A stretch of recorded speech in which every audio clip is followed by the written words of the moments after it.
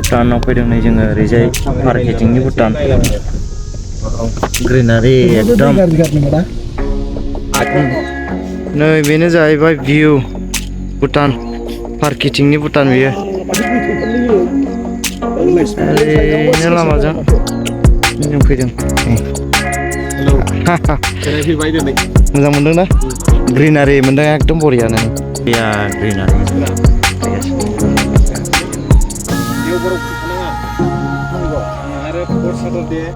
फुरा बरिया समायना रमायना भुटानाव बियो बेरायफैदों जोङो दसे ओरै मा जायगा होनो बे भुटानखौ 10 किल' थासि गेसेल औ बेयाव लिरनाया थासि गेसेल लड्स नैलाय नै बेवहाय थाफैनो हागोन सोरबाफोर बेरायोब्ला बिथिंबो बे भुटाना जाहैबाय ओरै मार्केटिंनि भुटान आरो बियो सामद्रुप जंखार होनना बुङो हेडक्वार्टार बियो नै ओरैबायदि बरिया बेरायफैनो हागोन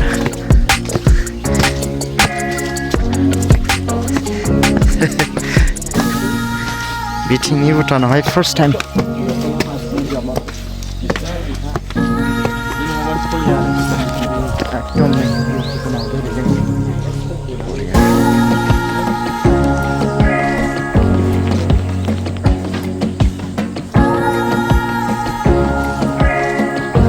बै मोख्रानि माबा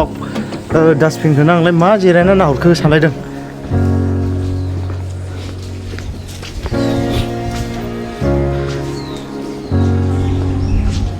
रेस्टुरेन्टनि हाबनो नागिरदों जों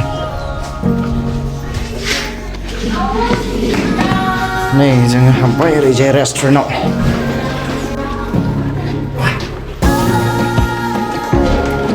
गिदिरानो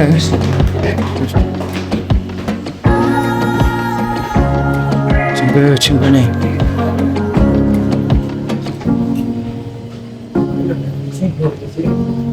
ओरै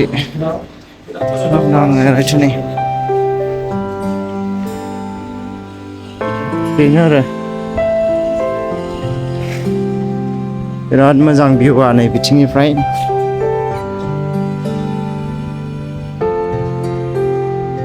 बै जाहैबाय टाउनफोर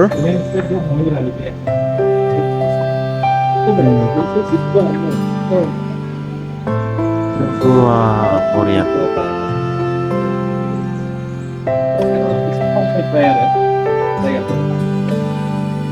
हायानो गैथारा माथो ओरैजाय नै लेन्डस्लाइड जालांबा ए बिराद रिस्किथ' हनै दाबो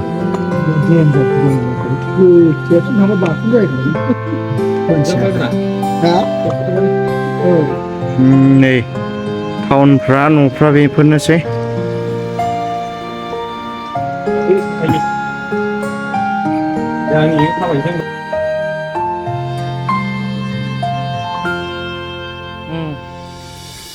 जाय नै देवाथां होननाय नै बेनिफ्रायनो ओरै थांनो मोनला आरो जोंनि इन्डियानफ्रा थाङोब्लाबो बेवहाय पासफोर स्पेसियेल पारमिट लानो नांगोन अब्ला एन्ट्रिखौ मोनगोन आरो दा टुरिस्ट जायफ्रा ओरैनो भिजिट खालामफैनायफ्रा जास्ट बिसिमल' फैनानै थांफिनो आरो बैयाव गेट दङ जों बेयाव थांलिया चेक पइन्ट दङ ओरैनो चेक सोलिगासिनो दङ ओरैबायदि ओरै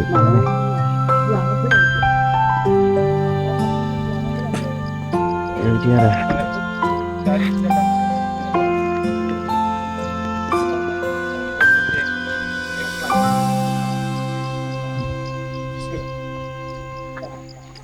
किनार ग्रीन फट' लानोसै बेवहाय मोनसेसो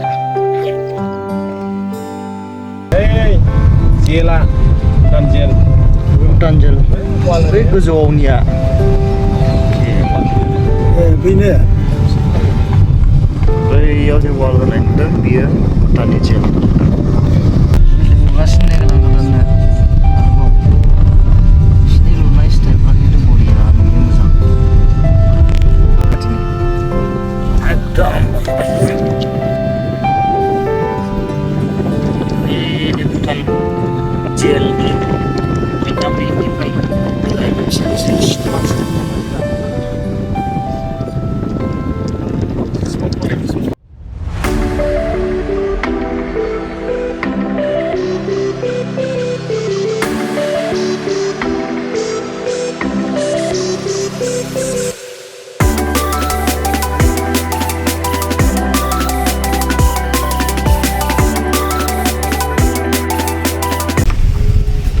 Lalamaya oरैजाय मोनबाय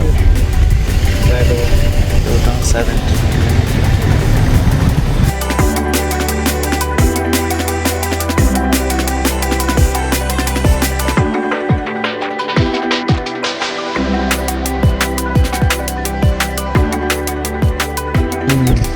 बे पार्किं एरिया जाहैबाय हेलो वाव वाव strong man bye bye bye bye bye थाइजौ दंफांफोर दङ नै ओरैजाय लेसु बागानफोर दंजोबो बेफोर लेसु गोजा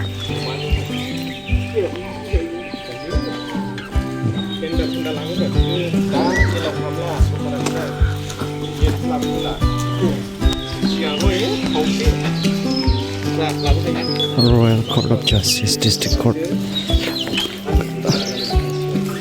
नै बियो District Court सो होनदां बियो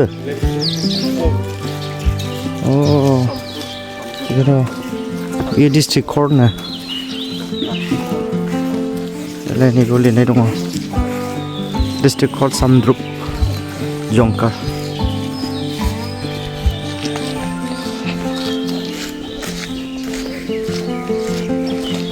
बेयाव मुंफोर माबाफोर थायोनो थांनानै नायनो नागिरदों मोनगोन ना मोना स्टाफफोरनिल' ओमफ्राय गुबुनफोर होआखै आरो साफा खालामदों जोंनि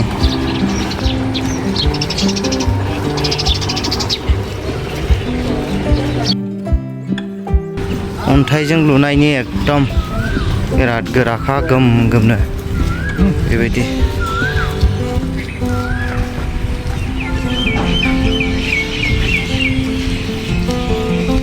inaugurate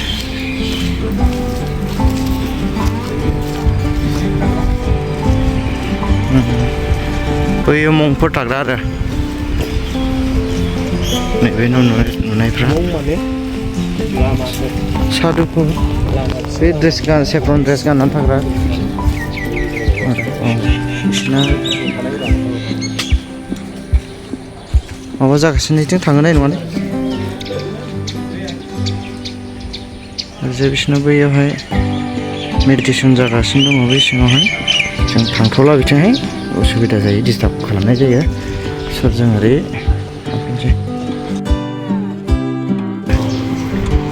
जों नाम्बारिं दंजोबो बिराद बरिया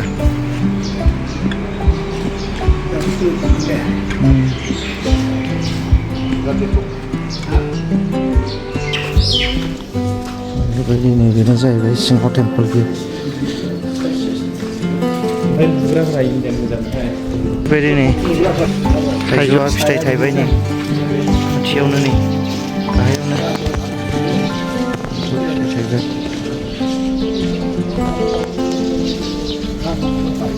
बिराद बरिया नुयोलै जायगाया बिदि गायना दोननाया नै थाइजौ गोजा बिबार बारलाजोब्बाय फिथाइ थाइसिगोन माखासे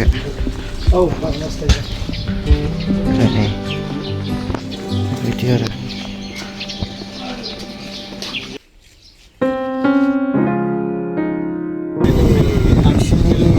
स्टेडियाम नै बियो गाहायावहाय होनाया कारपेटसो ना गांसोथार नङा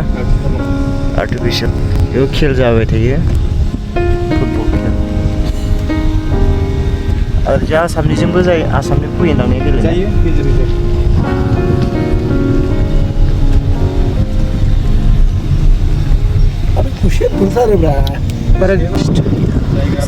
बैक साइड बियो नै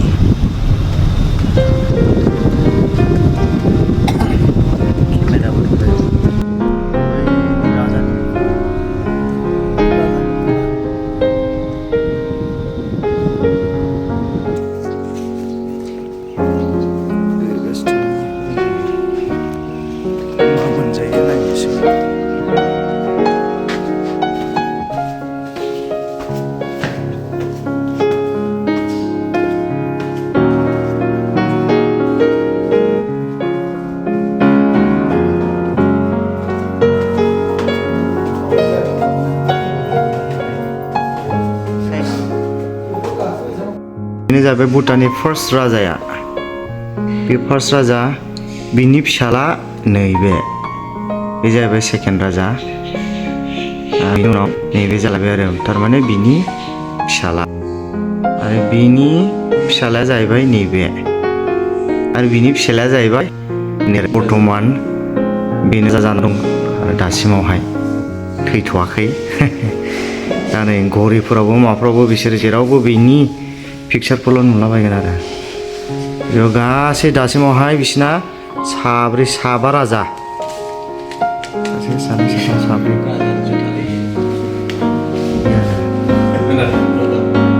राजानि जुथा बबेया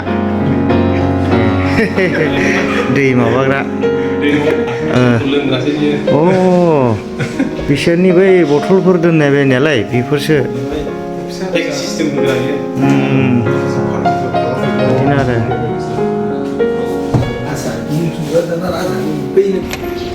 बिथिंहाय बालकनि दं नै ओरै भिउखौ नुहुरो बिथिंनिफ्राय हेयार सेलुन दङ हनै बेयावहायबो बेबायदि आरो बे बालकनि दंजोबो नै सोरगिदिं बरिया जायगाया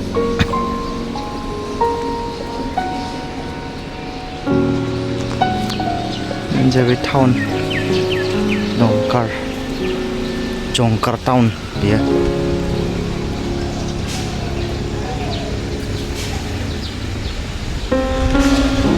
जाहैबाय सिङावहाय हाबनोसै सिंनि माबाया बेबायदि आरो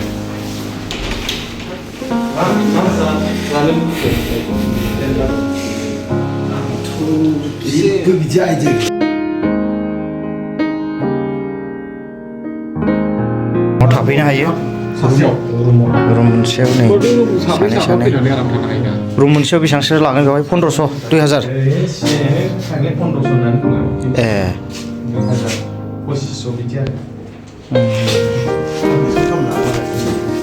मोजाङानो मार्केट बेरायफैदों बिसिनि मार्केट बेवहाय लकेल मार्केट ना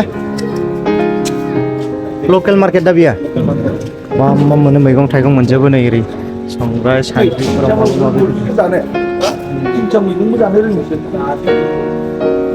गेसाव गोफोनबो मोनामो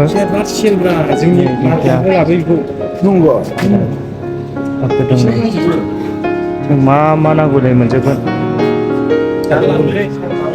बियो मासरुम नामा मैखुनलै बियो बेसेबांथाय मैखुन दा बियो बे मैखुन बेसेबांथाय पाकेटाव सोंनाय नायनांसिगोन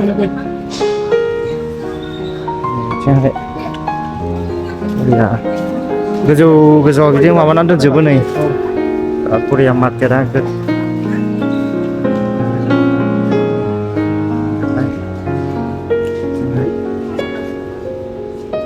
थाइगं दंजोबो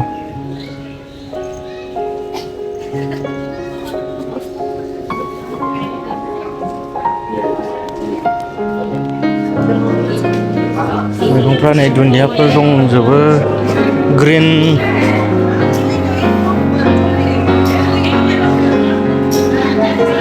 ड्राई बेस बिथिंबो दं नै गसं फानो आरो बेबायदि नै सिङाव बिदि जायो आरो मार्केटआ नै प्लास्टिकआव खाथबनानै दोनजोबो नै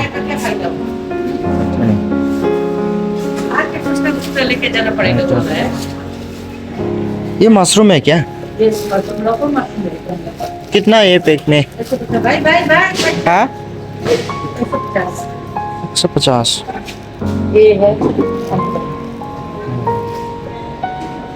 बिथिंबो दं नै बिराद बुरजा भुटानाव फैयोब्ला नोंथांमोनाबो बायफैनो हागोन बिराद मोजां लकेल सब लकेल है ना बिराद मोजां दंसै नै बेबो गुबुन भेराइटिस मासरुमफोर दङ ग्रिन भेजिटेबल्सफोर दङ नै गुबुन ना ड्राई भेजिटेबल्सफोरबो दंलाबायो आरो एकदम लांफैनो हागोन नोंथांमोना बिराद मोजां काउन्टार दङ नै बेवहाय नै बिथिंबो दङ नै बिथिंबो दङ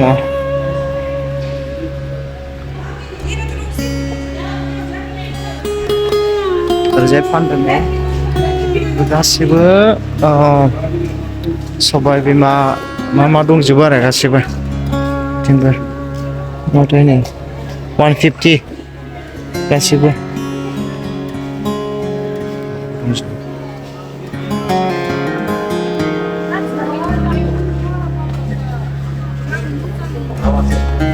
आचारबो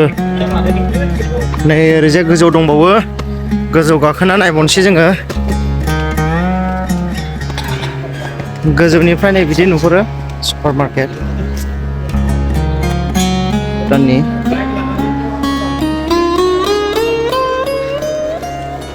बरिया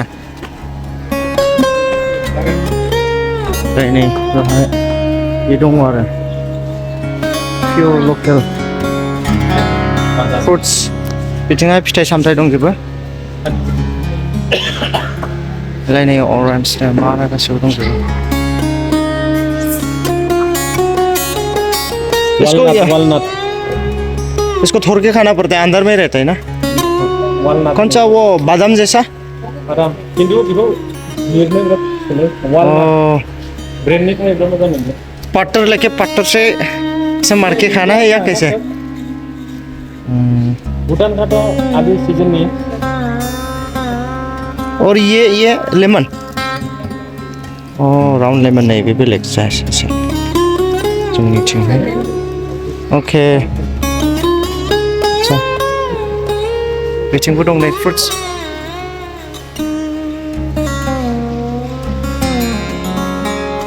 बानायगासिनो दङ ओरैजाय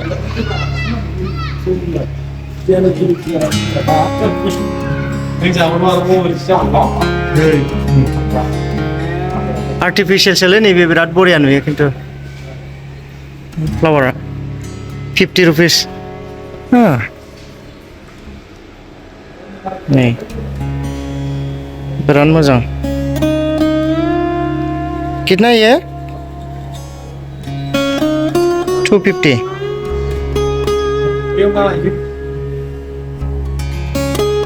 ओरै जिं बिबार दंजोबो नै मार्केट एरिया बरिया ओरै बिल्डिं गोजौसिम बानायदों गथ'फोर गेलेग्रा गावखौनो थिखोदो औ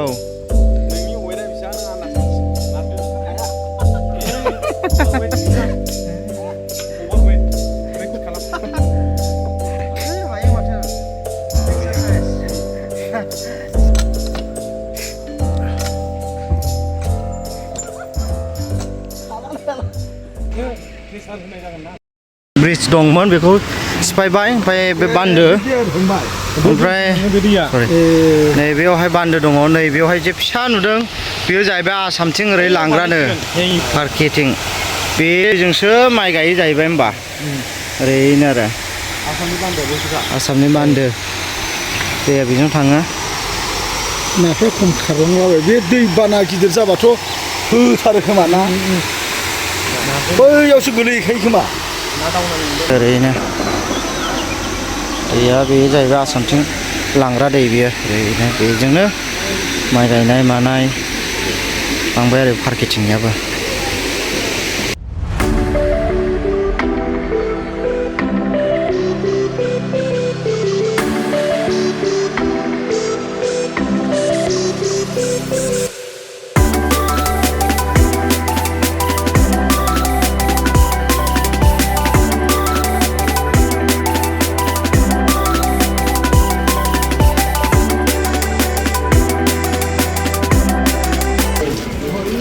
बिदि राउन्ड खालामो आरो औ नायनो बिदि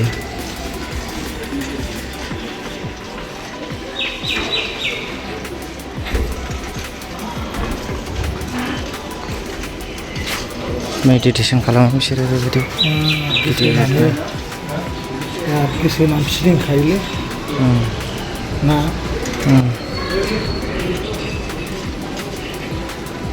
गोसो होनानै फिदिंनाय नुथारो राउन्ड फिदिंजोबो आरो बिसोरो सोरगिदिं आरो गासैखौबो